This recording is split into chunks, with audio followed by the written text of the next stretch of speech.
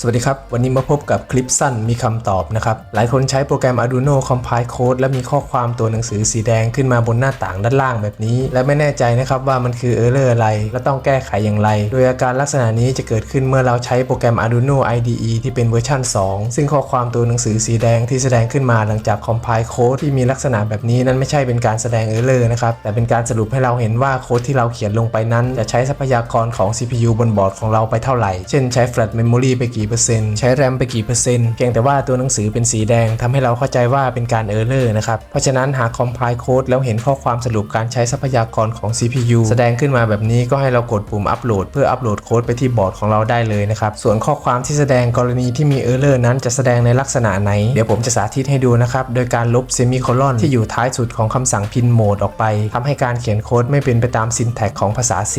จากนั้นผมกดปุ่ม Verify ดูอีกครั้งจะเห็นว่าตอนนี้มีข้อความตัวหนังสือสีแดงแสดงขึ้นมาเหมือนกับรอบที่แล้วแต่ในบรรทัดสุดท้ายจะมีข้อความบอกเราว่า compilation error ซึ่งข้อความตรงนี้ก็จะพอบอกให้เรารู้ได้ว่าโค้ดของเรานั้นมี error อะไรก็ให้แก้ไขโค้ดแล้วก็ลอง verify ดูใหม่อีกครั้งนะครับ